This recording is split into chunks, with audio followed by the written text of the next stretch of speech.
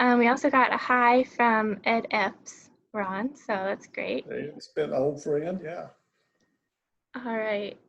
So I'm Jackie from Hub City, and this is Ron Rash, and he is going to be talking to us about his new book, In the Valley. And I'm just going to offer a short bio, and then after that, we'll let Ron talk and maybe read from his book a little bit, and then I'll take questions in the chat window. So as questions are typed in or kind of as they're applicable to what we're talking about, I'll bring them up for you guys, so we don't have anybody interrupting or anything like that, since we've got so many wonderful audience members. So Ron Rash is the author of the PEN/Faulkner finalist and New York Times bestselling novel, Serena, in addition to the critically acclaimed novels The Risen, Above the Waterfall, The Cove, One Foot in Eden, Saints at the River, and The World Made Straight, 4 collections of poems and 6 collections of stories, among them Burning Bright, which won the 2010 Frank O'Connor International Short Story Award, Nothing Gold Can Stay, a New York Times bestseller, and Chemistry and Other Stories, which was a finalist for the 2007 PEN/Faulkner Award. Twice the recipient of the O. Henry Prize and winner of the 2019 Sidney Lanier Prize for Southern Literature, he is the Paris Distinguished Professor in Appalachian Cultural Studies at Western Carolina University, and he lives in Clemson, South Carolina and Cullowhee, North Carolina. Today he'll be joining us from Clemson.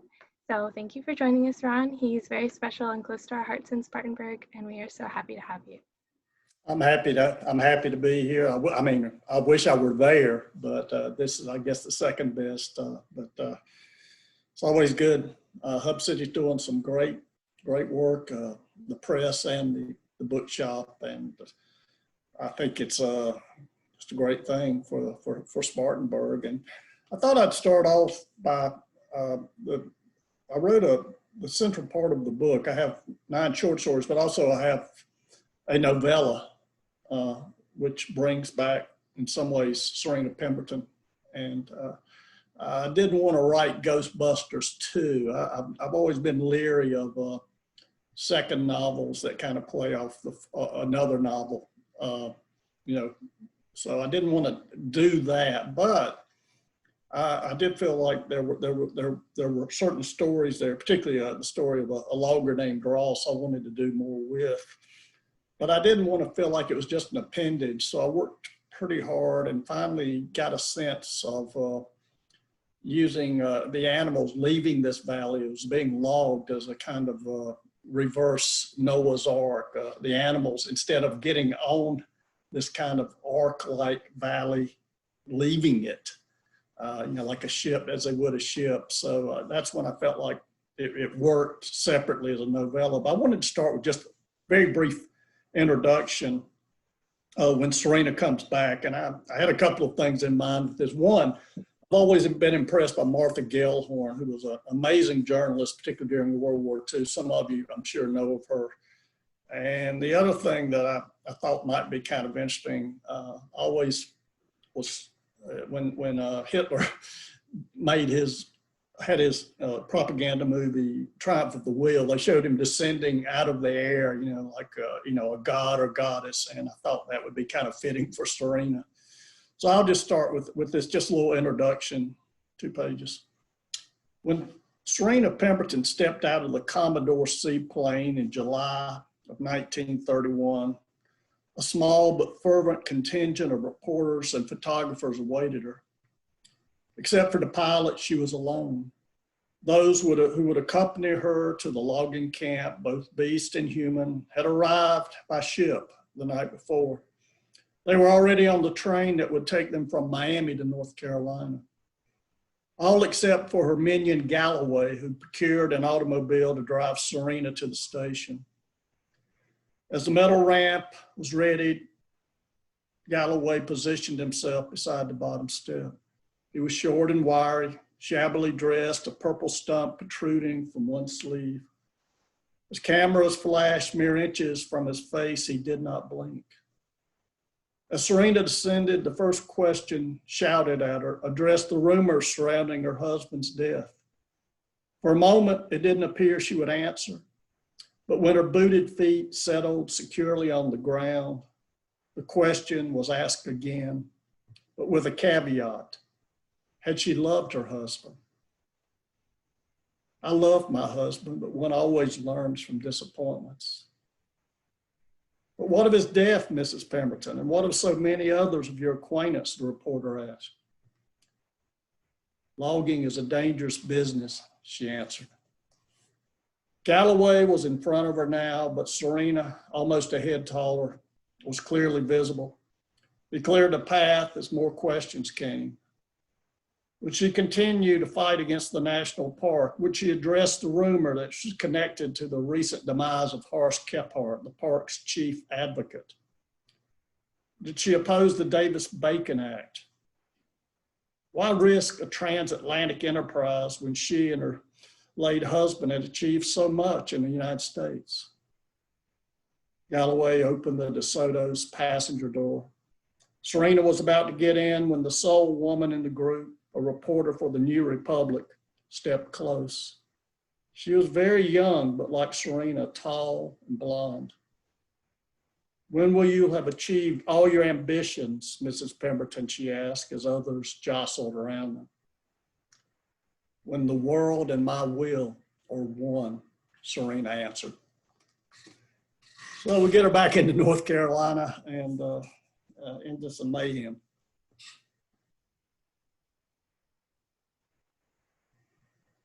Thank you for reading for us. That was lovely. Very ghostly, almost. What part about Serena did you want to bring back in this book?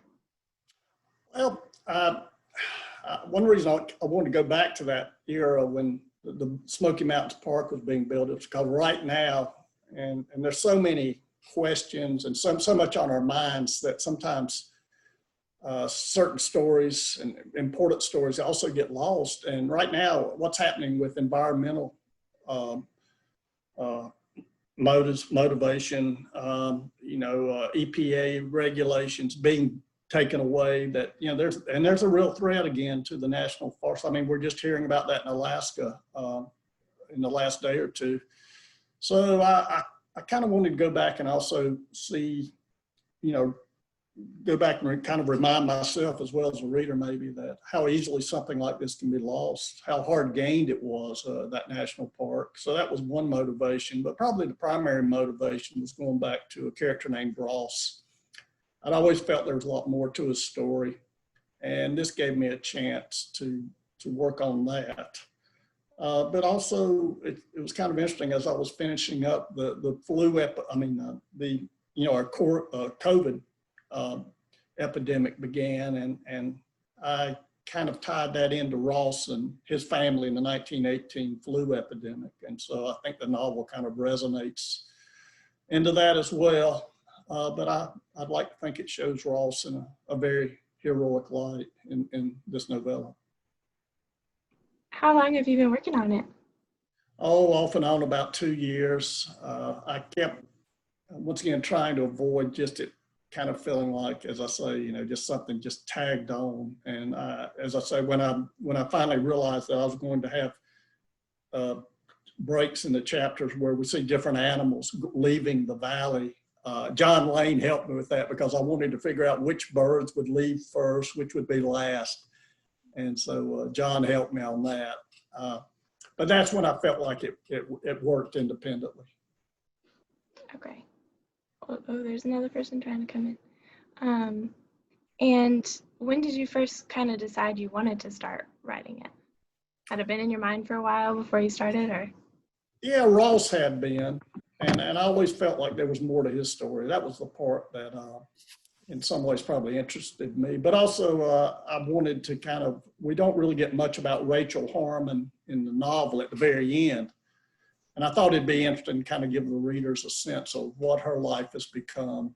And also in a sense, how her being hunted by Galloway and Serena, that in a sense has concluded at the end of the novella. That sounds wonderful. I can't wait to read it. We just got our copies in the store a few days ago, and I've been waiting to get my hands on it.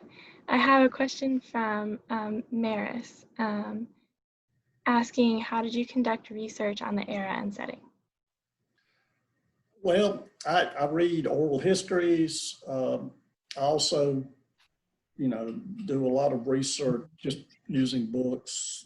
A lot of it, or a good bit of it, just knowledge of, knowing something about Western North Carolina. But also, I like to talk to people who know a lot more about it than I do. I mean, that's why I talked to John Lane when I was researching birds. I've got a friend who's a fisheries biologist, so we kind of went down the ecological chain to see which fish would be affected first. I mean, that was pretty obvious that the trout would be, but then as you get lower, the chubs and minnows, shiners, all those. So we kind of worked through that.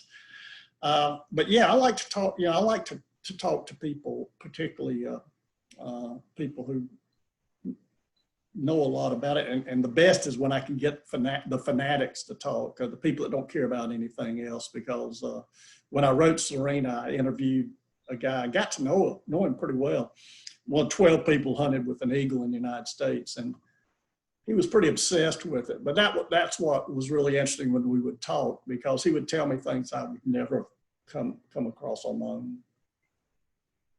It's really fun to make relationships with people you're researching with, probably. Get to know a lot. Yeah, I'm curious about, a lot of these things, particularly animals, I'm very curious about. So it's always fun, even if I don't use it in the books.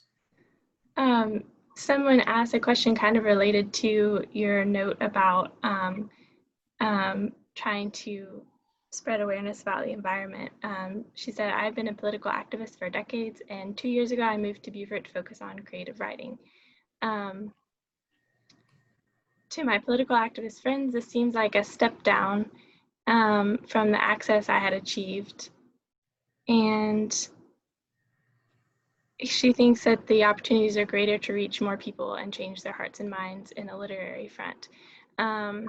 She said, are you motivated by simple truths that are being overrun in our current culture? And what do you think about that? Well, I do think that very often literature, fiction, nonfiction, but fiction also can address these situations. I think I personally kind of view my role, I just kind of want to put it out there and in a way let the reader make his or her own decisions. I mean, I think in this book it's, but yeah, I think, I think we tend to write about our own obsessions. We sometimes we veil that a little bit, but I'm certainly very aware of what can be lost. And I've always just loved being outdoors and in the woods, in wilderness. So I don't want to lose that.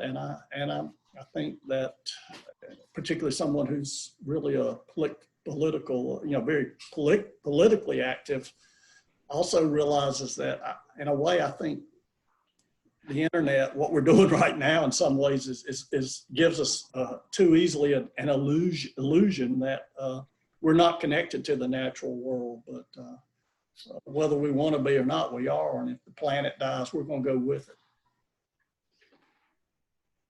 Yeah, I felt like that was really related to your kind of point about trying to make awareness through your work. So I thought that was a great question. The George Singleton says the last line of the first section, "When the world and my will are one," is powerful and amazing. When did you come up with that line?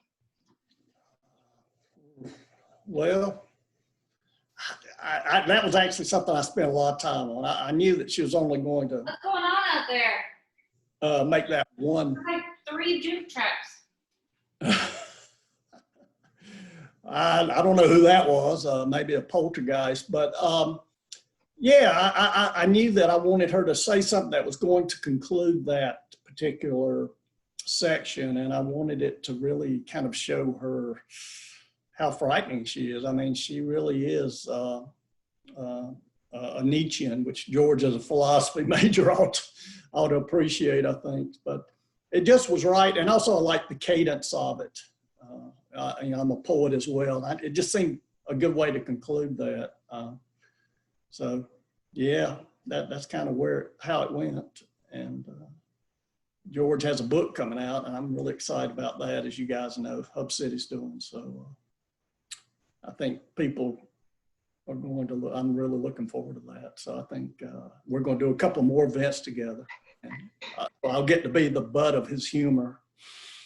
We've already had a few people asking about that book too, so I'm sure that we'll have a lot of people interested. Well, he's a you know, a great American short story writer, and I think you know when somebody's really good when as a reader you can read one page and know who this is and not mistake it for anybody else, and he certainly passes that test. That's one thing that's always struck me with his work. We had, speaking of other novelists and writers, Diane asked, what poets and novelists are you reading right now? And also mentioned she's really glad to see Serena again. Okay. Wow. I'm reading, actually I've been reading, gosh, what all have I been reading? I've been reading some nonfiction work, but on cave art, which I'm very interested in. But I'm starting Jill's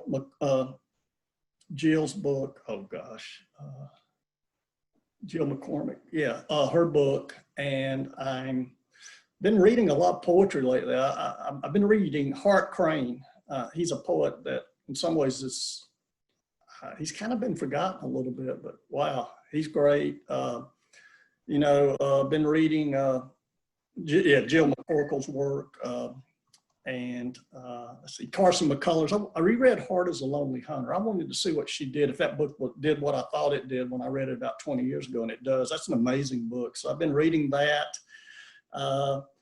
And yeah, I think those are the main things right now. Thank you. I did go back and read some of Brad Watson's stories. He died recently, and he was a friend of George and me. And he was a great guy, and we miss him, but a great writer. And I went back and reread a few of his stories, and oh, they hold up. Yeah, he's one of the great ones. Anne at the shop was talking about him last week, I think it was, yeah. Also, Craig asked, what was your first published story?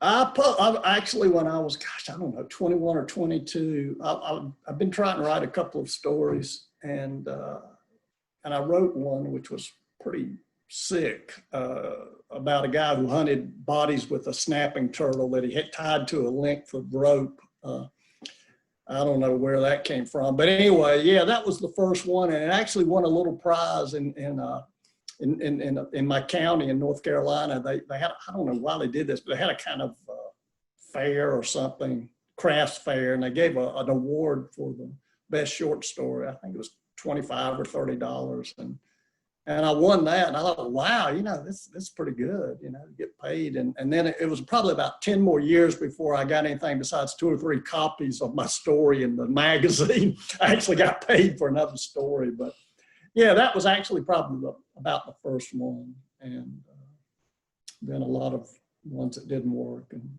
just kind of a slow progression. Gail asked where your ancestors are from. They're from primarily Watauga County. My mom's family's been up in Watauga and Wilkes County. I actually just learned a fascinating story about some of my relatives. I haven't told this story. It's something I ought to write up. The oldest wife of a Union soldier died about 2 weeks ago, and she had married the Union soldier when he was in his 80s. She was like 16, and they had several children.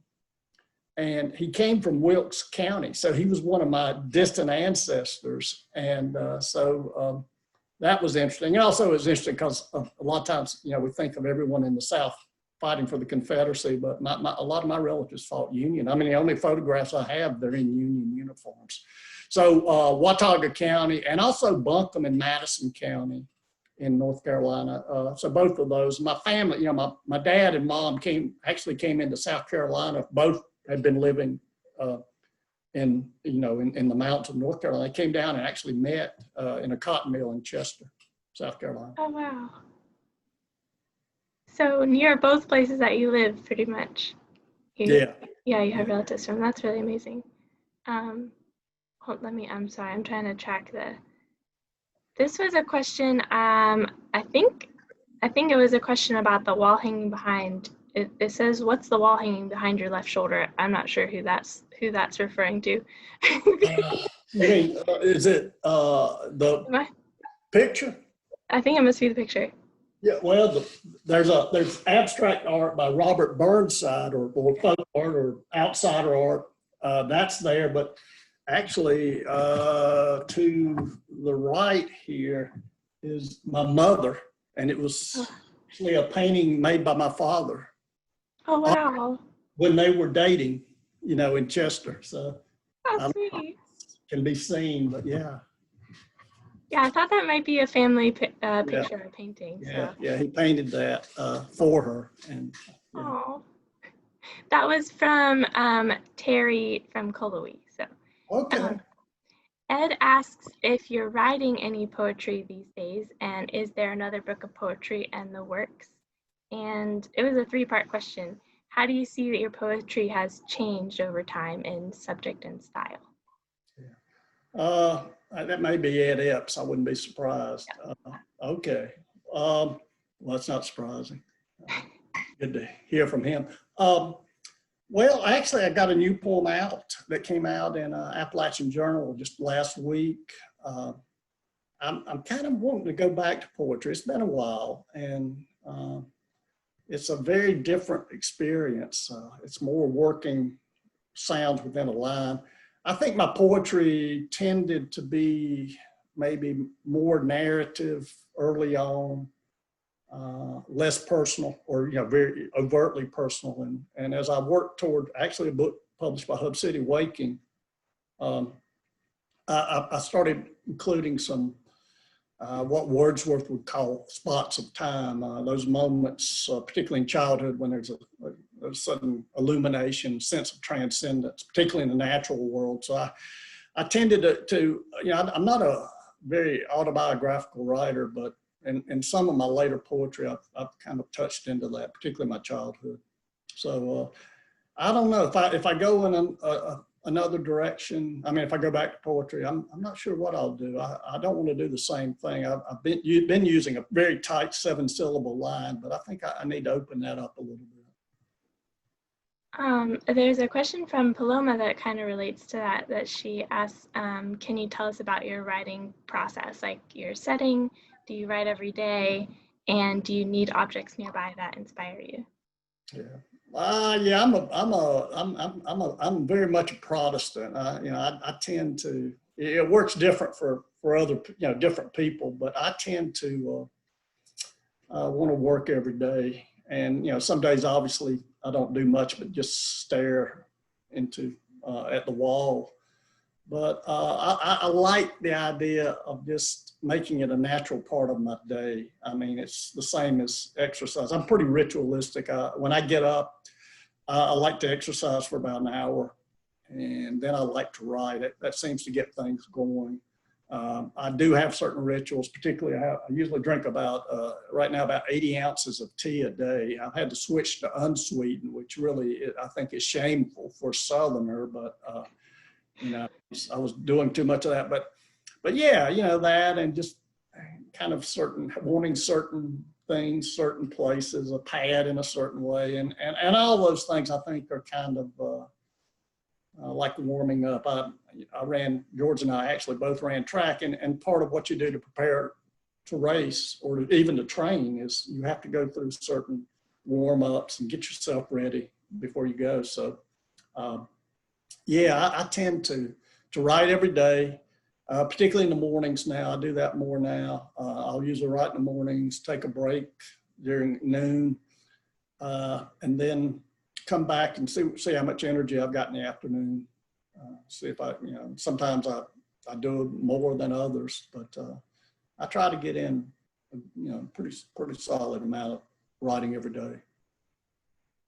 Thank you. That's wonderful, and we love to hear that you're still writing a lot. I don't know the name of this person. It's a series of consonants, but in your short story Flight at the end, do you hope the reader thinks that she jumps? I want to leave that up to the reader. Readers sometimes hate that answer, but I do think that whatever's going on there, whatever she does, that she's achieved something. I'm not saying it's good or bad, but she's at some point, it may be a complete loss of sanity. It may be a sense of transcendence, particularly transcendence of trauma that she had as a child. But I don't mind leaving those questions for the reader. I think sometimes that is more interesting. I think the most important thing about the end of that story is that the reader senses something has really shifted in her, and it's shifted in a permanent way. I had a feeling you would leave that up to the. I wouldn't answer. That's part of the fun of the story, right? Well, yeah, and if somebody comes up with a reading that I didn't intend, or I'm not saying that's actually that one I did want the ambivalence, but if somebody comes up with something that makes me sound smarter than I am, I'm quite willing to go along with it. Yeah. There's a question about from Maris. She says, did it feel different returning to writing about Serena after many years, and has your approach to the character morphed at all? Yeah, I mean, I'd never reread one of my novels, but I had to reread this one, and so that was interesting. And also, I think one of the challenges of it was that I wanted it, if the reader had never read Serena, to still feel like there was complete experience in the novella. But so I had to bring in some backstory, but I didn't want to get bogged down in explaining too much. So that was really the hardest part about that. But I really enjoyed writing a novella. I've always admired people who can do it. Dennis Johnson has one of the greatest, maybe the best novella I know of, at least by an American writer, if I had to pick one, and it's called Train Dreams. And I remember I've read it several times. I just marveled at how much he did, but it was a real challenge. It's a very tough form. And I've always wanted to do one, or wanted to at least try one. So this was a great opportunity. But yeah, revisiting them was interesting. And also, particularly the longers were so much fun to write because I get to use a little bit of humor and kind of dark humor and irony. And I had a lot of fun doing it because I actually put the longers, a lot of their dialects in iambic pentameter lines. And that was fun, to have these guys speaking this very colloquial dialect and yet at the same time, this very tight sound structure, rhythm structure. What made you want to do that specifically? Just to entertain myself. Keep it interesting. Diane asked if you're offering workshops virtually anywhere. And what are your thoughts about taking down the Confederate statues? Thank you. Oh gosh, don't put me in there. We don't have to answer political questions. Yeah, I don't want to get involved in politics. We get that all the time. So I think people who know me know what I feel about that. But the virtual workshops. I hope they do. But yeah, let's stay away from that. What was the first part of the question? Asking if you offered virtual workshops. Oh, no, not really. I mean, we may be doing, eventually there may be some of that, but not right now. No. Okay. Amy asks, well, first, I always appreciate hearing you talk about your editing and revising process, especially when you mention getting down to the sound of the words, like we were just talking about. Did revisions on one story cause revisions on another, or how did you think about the collection as a whole when you're revising? Well, I think for me, when I put a story collection together, I really want it, I kind of want to do it the same way I think a musician does a CD, where the individual, the sum is greater than the individual parts. So I wanted, in this particular book, but I've done this in some of the others, I wanted to kind of establish a rhythm, a kind of flow through time where I kind of move between the past and the present, kind of weave the stories through there. So, and even to the point where I hope there are moments, particularly early in stories, where the reader's not quite sure where he or she is as the story, as far as time. So that's important. I think tone, knowing, where the placement, a really dark story, maybe something not quite as dark, a story that deals with something, say military or somebody who's in war, and move, putting that to where there's kind of maybe the third or fourth story echoes that. So there's a kind of, I guess you would say, visual rhythm in the stories. That's the hope, that the reader senses that. So did you write the stories and then arrange them, or did you write them in mind of how they would be arranged? No, I actually, the last two I knew were going to, I wanted them to fit in a particular place, but for the most part, I was just, I was writing stories, and I had a number of them. I had 5 or 6 that are not in there that I considered, but they didn't quite fit. Not necessarily that they were vastly inferior, but they didn't seem to fit the tone I was trying to get in this particular book. Okay, so it was very carefully cultivated, sounds like. And then Jonathan says, I have a suggestion that Ron make audio recordings of all of his writings, poetry, novels, and short stories, and makes them available. He loves your voice and hearing you read your work. Well, I'm glad to hear that. I found out my agent told me that sometimes when I call him in New York, that other people pick up just to hear that somebody actually really talks like this. Well, I don't know if that's a compliment or not, but well, I've kept my accent. Yeah, I think I love regional accents. One of my good friends was from Maine, and I don't want us to lose that. And I think it's part of who you are, and so I guess maybe that's, I think my voice, I hope, matches the characters in the plays. I think it shows a lot of the intention behind your work too, and the patterns that you meant when you were writing it come out a lot when you're reading it. So that's really special. Someone asked, you're interested in history and places and their history. And she asked what you think, if you think of yourself as political, and what does that mean for a writer? Do you feel that you reflect a broader political philosophy? And I feel like however much of that you want to answer is. No, I think that's a valid question. And I mean, different writers have different emphasis, but what I attempt to do is that I see myself more as witness in the work, not propaganda. I mean, I'm not saying you have to be either or, but I don't want the work to be where I tell the reader what to think. I would rather show the reader and let the reader, and I think part of that is a trust of the reader, that the reader is intelligent enough to read the work and make, for them to make their own decisions.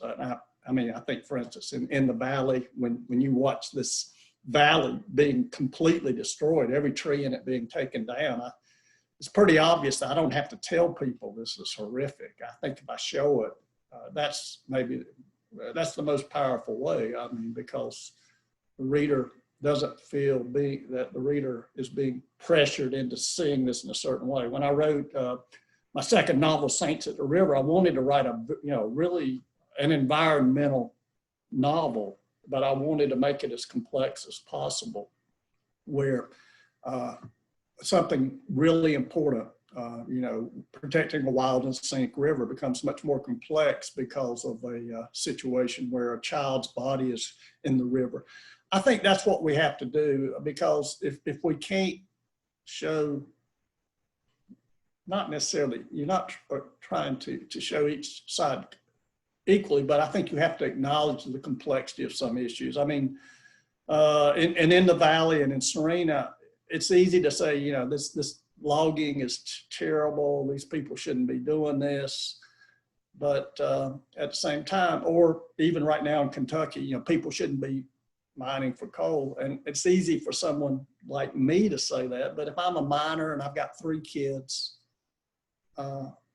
it becomes much more complex and to me tragic, because in the valley you have these loggers in the North Carolina mountains, destroying their own world, yet they have to do that to survive. So I think that area, that gray area, to me, politics very often is black and white, but I think very often art and good fiction, is more in the gray areas. But that's my view. Other writers would disagree with that. Thank you. She asked a question I think is a little related to that, about what excites you most as a challenge in a writing project. And does that change over time as far as like when you first started writing and now? Wow. I think probably just the joy of writing itself. I was thinking about this the other day, and just that I read something fascinating about the cave art. Some of the cave art, there's a new theory. I've been reading a book on cave art. I'm fascinated with it. European, in the caves, Lascaux, some of those very old caves where the art, some of it's 35,000 years old.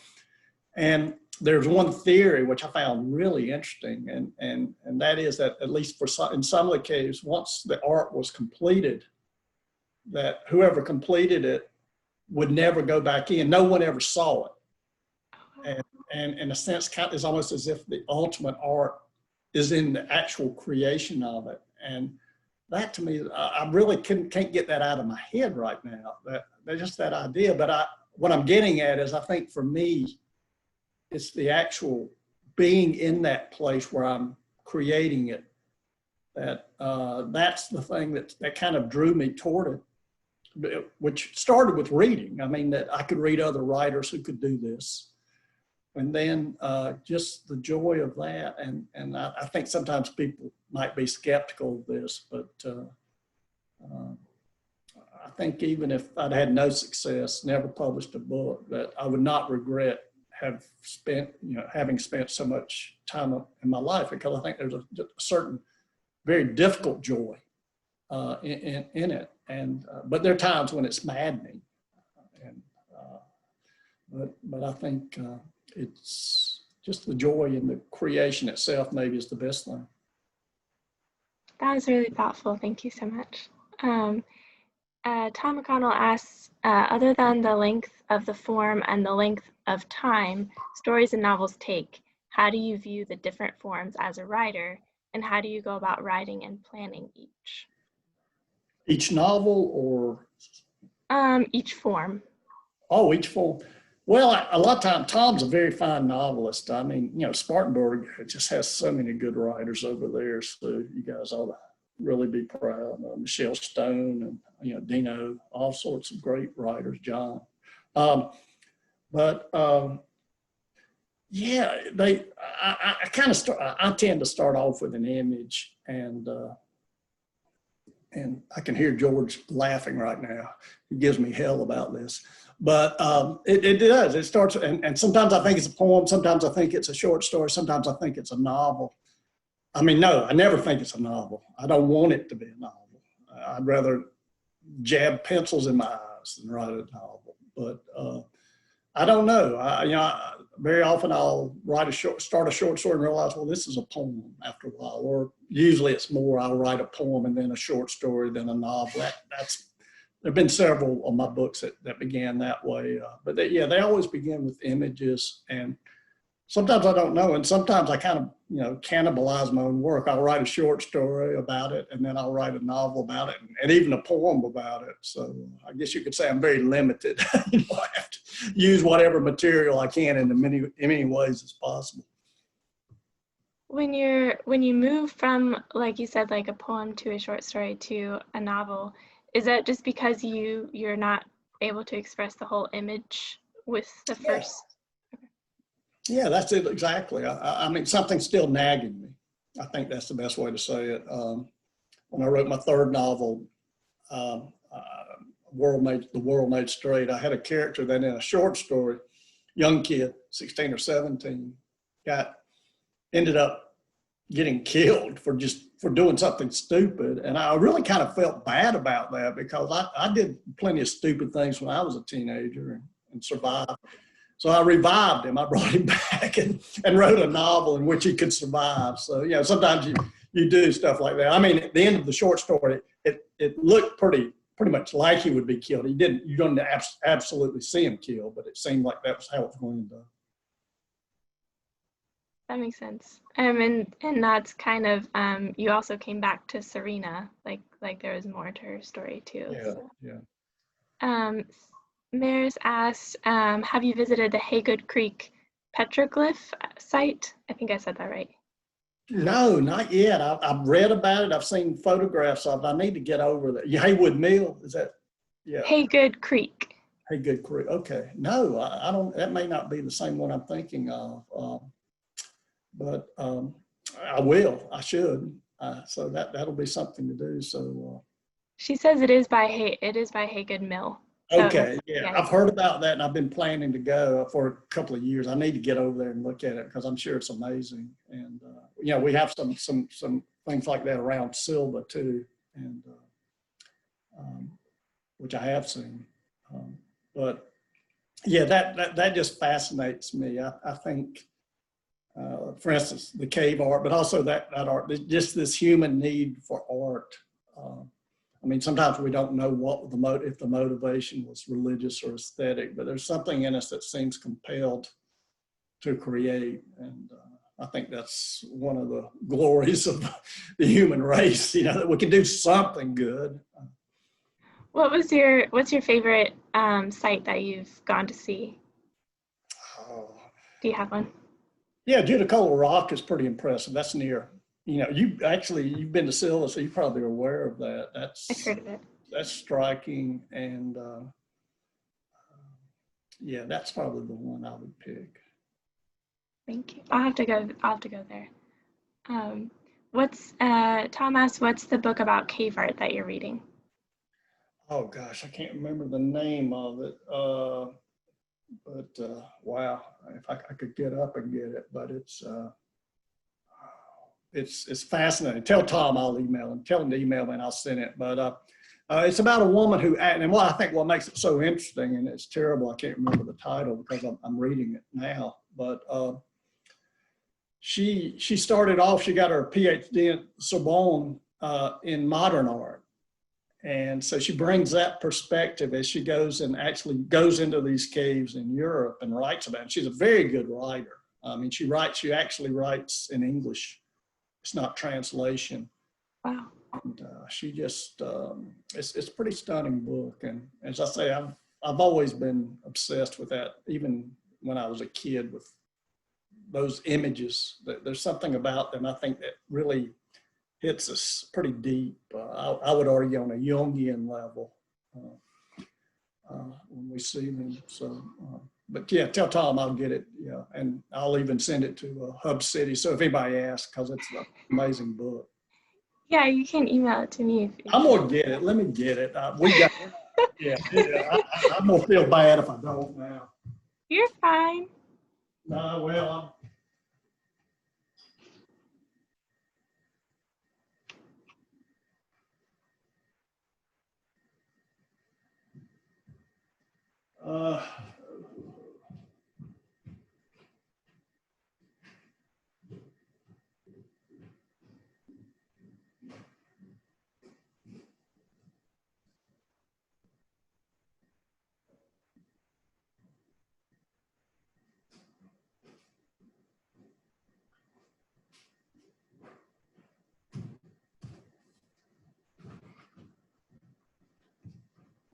now, I'll see if I wasn't in the bookshop, I couldn't do that. But it's called Stepping Stones. It's by Christian Desdemoulins Hugon. So there it is. Awesome. Yeah, it's an amazing book. It really is. And I've got about 10 pages left. And I actually, in the Valley, I have a story about a World War II veteran who actually, right after the war ends and he's in France, he's been traumatized. He goes into one of the caves and has a almost mystical experience. So that that's been much on my mind. And in that particular, in the story, it's the third story in the book. And it deals with the cave art. And I kind of go into some detail about it because he comes back into Western North Carolina and starts drawing the animals in the room. And people are not quite sure why he's doing that. But at the end of the story, you realize it's a way to deal with the trauma of the war. I just put a link to the publisher's page on that book in the chat window. George said, quit mentioning my name, and I thought you were doing research on Kmart instead of cave art. I think we've cleared that up. Paloma, okay. Paloma asked, earlier on in your career, did you participate in writing workshops, and do you now use beta readers or other techniques with feedback, and how early in the process do you find that valuable? Well, I went a different route than a lot of writers. I have a straight MA in English, and I think different writers need different things at certain points. And I was a slower writer as far as really, slow developing. I had a number of friends who really were writing really, really well in their early 20s. I didn't do that. And so what I found was that I just needed to immerse myself in reading. And so getting a straight MA in literature at Clemson was, I think, the right thing for me. Other writers, it may be better to do workshops. It may be better to get an MFA. I think it just depends on the individual. But I pretty much worked in isolation. And I think, in a sense, my training, if there was some, probably a lot of it came, okay, this is the last time I will mention George Singleton, but Dale Ray Phillips, Marlon Barton, who's a really good writer from Alabama. Dale Ray's up in Kentucky now. And Dale Ray was the star. He'd published in Atlantic. You know, we were still trying to get published in the, the Mosquito Review or whatever. But we would meet on Fridays and just talk about stories. And we didn't, and I mean, we didn't just talk about literature, but there was a sense that we were kind of teaching each other. And I think that was a really valuable thing, and particularly Dale Ray. Dale Ray was he was ahead of, or he's certainly ahead of me. And he taught me a lot. And also the writers that he loved, such as John Cheever. He would quote lines from a story, and that was kind of my MFA, I guess. My workshop was with those guys, meeting those guys and drinking a beer or two, and at least in my case, and going, and talking about many things, fishing. Probably talked as much about fishing, but also books and just what we were reading and what we loved. Kind of related to that is from Stephen. He asks, he says, this is a by the book question. If you can invite 3 authors to dinner, living or dead, who would they be and why? Oh gosh, that's a great question. I wish I had a chance to prepare for it. Well, I think the first one would have to be Shakespeare. There's no doubt about that. And I think Flannery O'Connor, though that would be rather frightening, would be one. And maybe Dostoevsky. I mean, this would be, at least 2 of them would be brooding, I'm sure. Well, no, or maybe Faulkner. I don't know. But yeah, that's a tough one. But Shakespeare, because Shakespeare, of all the writers, I don't know how anybody writes on that level. The more I read, the more I think I know about writing, the more I cannot understand how any human being could do that. I just continue to be astonished. I mean, on so many levels. I mean, the language, certainly, the ability to create a memorable character who's a minor character, such as the nurse in Romeo and Juliet. The way he seems to know everything about everybody gives you that illusion. So, I mean, I would just like to see if the guy even existed. I mean, was he an alien? I mean, did he come from Mars or some other superior universe? I just want to, I don't know. And the other thing I love about him, the one thing we do know that I love more than anything, was he was a country boy. You know, he came wandering into London. You know, he didn't go to Oxford or Cambridge the way Kit Smart did, or so. I mean, Marlowe. You know, he just was this guy who grew up in a, you know, rural area and not have, you know, not didn't have an exceptional education in any way for a writer, and outdid them all. New people, that's for sure. Craig asked, what are you working on now? Oh gosh. Well, I'm actually working on my second glass of wine, but I assume he's talking about literary.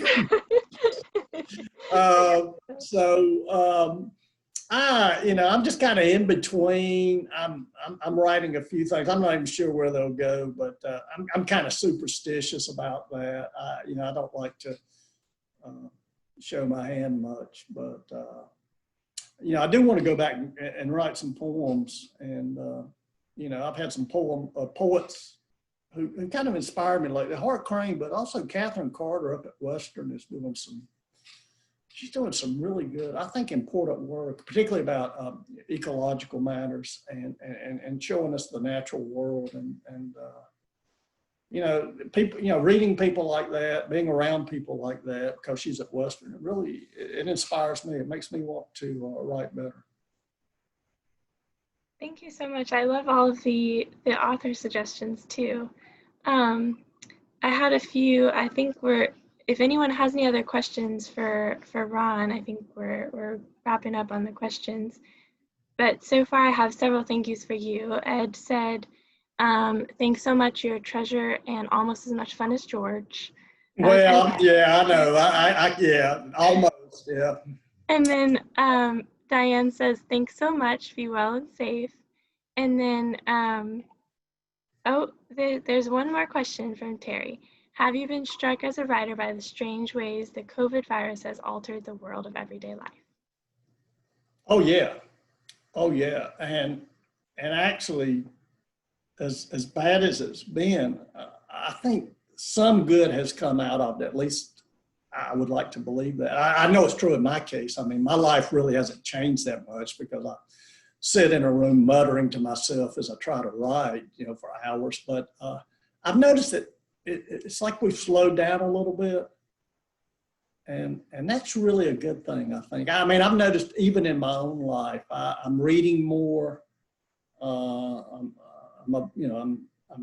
not as hurried, and I know the horror of what's going on. I'm not minimizing that, but I think it's kind of been a nice reset. Maybe if we can look, we want to try to look at something positive about it. I think maybe the best thing is this kind of made us recognize what we value. Family. I actually dedicated this book to my grandson, who was born about 4 months ago, and I've got to believe we'll get through this, and I do. I mean, I think people. I think sometimes we don't give ourselves enough credit. Human beings tend to rise up, and when they need to, and get through tough times. I mean, my mother was born during the Depression. Grew up on a farm without electricity, indoor plumbing, and they got through it. I think, and we find out what matters maybe, and we find out the people we care about. So I think that's been the positive part of it. Obviously, though, there's horrible what's happened to people who are losing jobs and losing people they love, and so it's a tough time. Yeah. Thank you for speaking on that for us. We have a few more. Just so good to see you, and thank you for talking with us. Great job. I want a novella about Rachel Harmon, please. That's from George. And then thank you, Ron and Hub City from Stephen. So that's been great, and everybody stay safe, and we'll move onward. Well, thank you so much for talking to us. Okay. Bye. Have a good night, everyone.